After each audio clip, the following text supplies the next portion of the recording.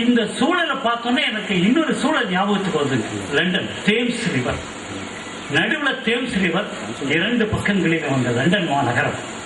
ஆனாலும் அந்த Thames river தண்ணியில ஒருகி நீரடி குடிக்கலாம். ஆனா இங்க ஒருகி நீரடி குடித்தா மனிதன் செத்துப்படும். நதியாவா இருக்குது, அதுவும் சுருங்கி போய் என்றாவது ஒரு நாள் வெள்ளம் வரும், அந்த நதி சுத்தம் பெறும். என்றாவது ஒரு நாள் வெள்ளம் வரும், அன்று அந்த நதி சுத்தம் பெறும். பொதுவா காவிரின்னு சொன்னோன்னே நம்ம நதியை சொல்றது இல்லைங்க, இந்த நாட்டுடைய கலாச்சாரம். நெய்யிலும் பவானின்னு சொன்னோம்னா அது நதியை சொல்றது இல்லைங்க, எங்க கொங்கு நாட்டினுடைய கலாச்சாரம் அது. சோ நதிகள் என்பது நம்ம நாட்டினுடைய கலாச்சாரம். அப்ப நதிகளை பாழ்படுத்த ஆரம்பிச்சுட்டா நீங்க கலாச்சாரத்தை பாழ்படுத்துறீங்கன்னு பேர்.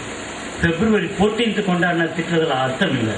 நம்ம நதியை பாழ்படுத்திட்டு February 14th கொண்டாடுறது தப்புன்னு சொன்னா, முதல்ல நம்மளுடைய அடிப்படை பேசுங்க, சஸ்டைனபிள் ஃபேக்டர்ஸ், நம்ம வாழ்க்கைக்கு எது தேவையோ அதை சரியா வச்சிருக்காம வெளிப்பூச்சிகள் இருக்கிறத மட்டும் வெட்டி விட்டு பிரயோஜனம் இல்லைங்க.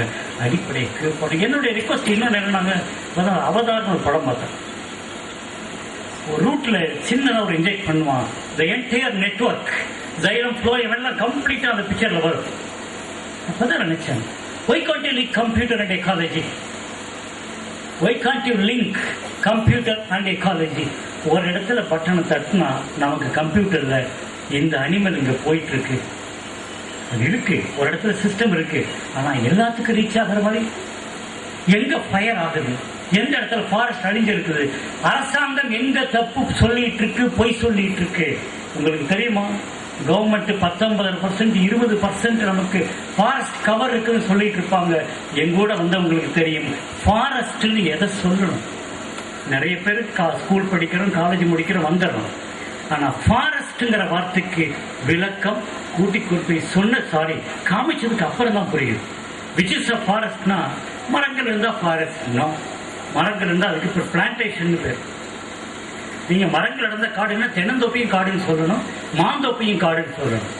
இயற்கையா வளர்ந்த விஷயங்கள் மட்டும்தான் காடா இருக்க முடியும். ஆக மொத்தம் 8.something இருக்கிற ஃபாரஸ்ட் ஏரியா மட்டும்தான் நமக்கு சொந்தமா இருக்கு, மிச்சமெல்லாம் இல்லைங்க.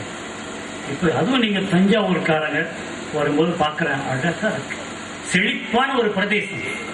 ஆனா இது எத்தனை நாளைக்கு இருக்கும்? இதுக்கு முன்னால் இருந்த செழிப்பு இப்பொழுது இல்லை. நான் சொல்றேன், 1950களில் ஒரு மிகப்பெரிய தப்பு நடந்தது.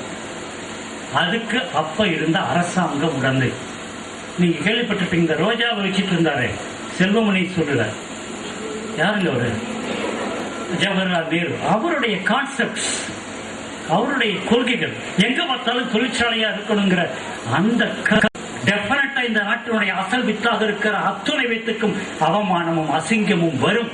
ஆனா அதை ஃபீல் பண்ணாம வெறும் சாப்பாட்டுக்குரியதா மட்டும் வாழக்கூடிய வாழ்க்கையை நமக்கு டீச்சர்ஸும் கற்றுக் கொடுத்துட்டாங்க, பேரண்ட்ஸும் கற்றுக் கொடுத்துட்டாங்க, சமுதாயமும் கற்றுக் கொடுத்துருச்சுங்க.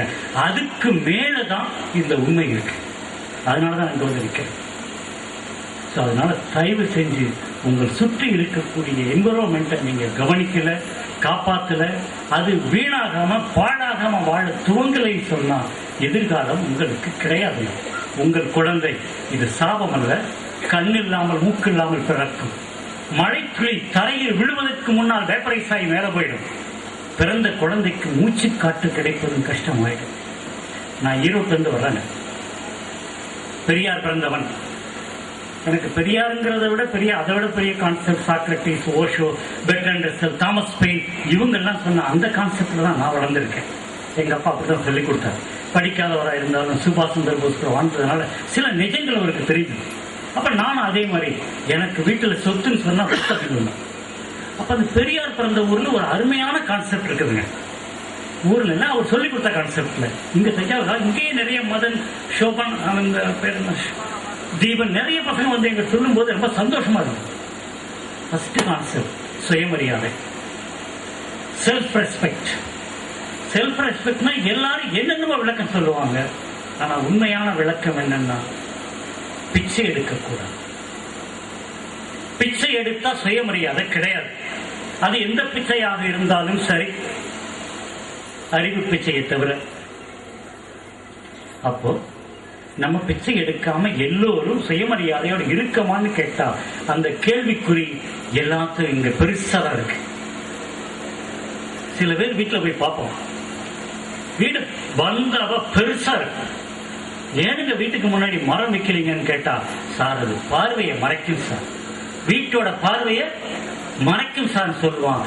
அவனுக்கு பார்வைகள் இல்லை. பார்வை இருக்கிறவன் அப்படி சொல்ல மாட்டான். ஏன்னா நீ சுவாசிக்கிறீங்களே ஆக்சிஜன், அதுக்கு என்ன விலை கொடுக்குறீங்க? எங்கோ இருக்கிற மரங்களில் இருக்கிற இலைகள் போட்டோசிந்தசிஸ் பண்றதுனால வர ஆக்சிஜனை நீ சுவாசிக்கணுமா? ஏன் நீ சுவாசிப்பதற்கு உன் வீட்டுக்கு முன்னால் 2 நுரையீரல்களை மரங்களை 2 ஒண்ணுதான் நட்டு வைக்க கூடாது? எல்லாரும் பிணத்தை நோக்கி ஸ்பெல்லிங் மிஸ்டேக், பணத்தை நோக்கிய பயணம் பண்ணுகின்ற மனிதர்களாக இருப்பதால் இந்த நுரையீரல்களை மரங்கள் என்று சொல்வதில் முரண்பாடு ஏற்படுகிறது. உண்மையிலேயே உங்களுக்கு சுயமரியாதை இருக்குதுன்னா உங்க வீட்டுக்கு முன்னாடி கட்டாயம் நீங்க சுவாசிப்பதற்கு மரம் வைங்க. பக்கத்து வீட்டில் இருக்கிற மரம் சுவாசிக்க, அதை